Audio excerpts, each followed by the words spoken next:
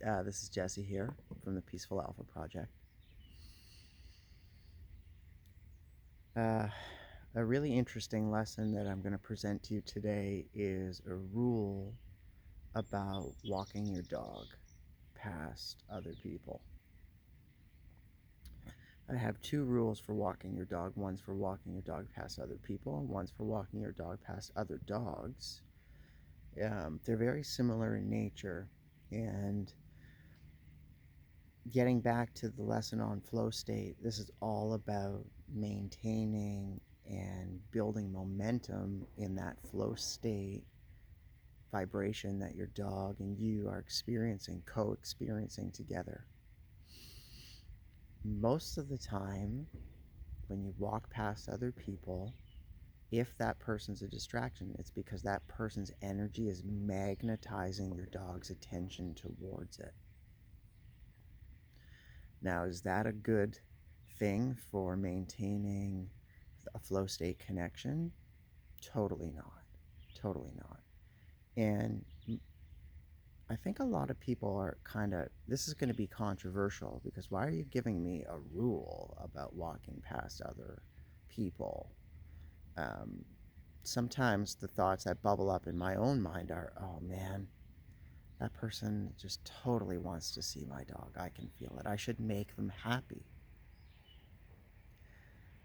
Side note, do I want to make them happy or do I want to be happy and keep my dog calm and train my dog to be calm around people all the time? Train my dog to discipline its own senses towards that magnetizing effect that other people can have. You see, I want my dog to be so calm and locked into me at all times so that I can command it, call it, communicate with it. All right, so the rule is really simple. Walk in an arc past other people. Put your body on the inside of your dog, in between that person and your dog. Your body is the energetic blocker. I do this a couple of times with Kira, and sometimes this can be awkward, right? Because you're walking your dog away from that person. And if you know that person, if it's your neighbor, if it's a friend, if it's somebody calling towards you, how frustrating is it that you're trying to train your dog and they're oblivious to you? And you just want to walk your dog calmly past them.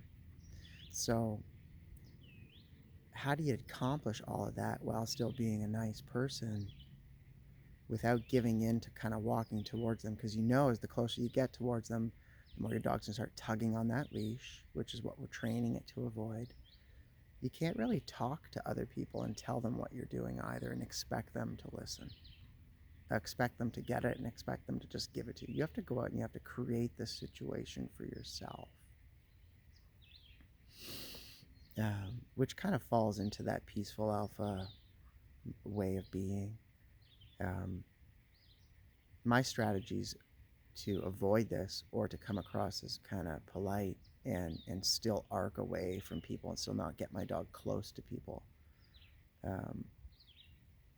Oh, by the way, another reason why we want to keep our dog while it's leashed away from other people, just until it's totally calm so that I can stand still and not react to anything. Is people are going to walk towards your dog in a straight line. They're going to be excited to see it. They're going to reach out. Those are 3 violations of the forbidden angle. They're going to take your dog out of the tranquil state that you're nourishing. If you nourish your dog's tranquil state for like a week, it totally changes.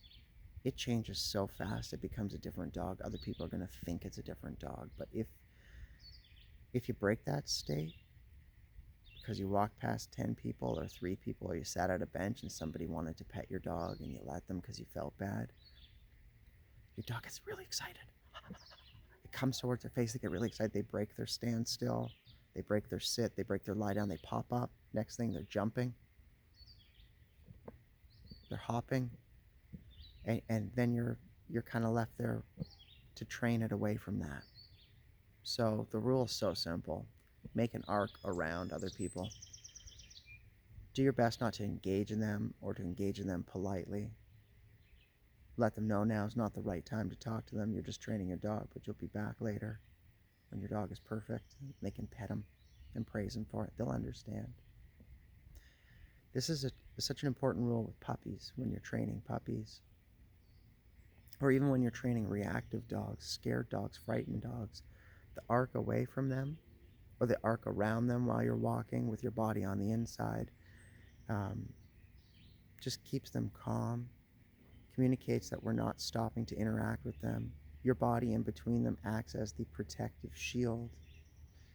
So you amplify that communication, amplify that protection by turning your body into whatever is coming towards it. That'll give your dog space to kind of move away, which is what it's going to want to do almost all of the time. Simple rule. See how I take a look and see how I do this with Kira in the walking lesson. And hopefully it inspires you to walk your dog more, stay connected more, walk it in a meditative state, and discover these states that I'm describing. Your dog loves them, and you're going to love them too. Have a nice walk.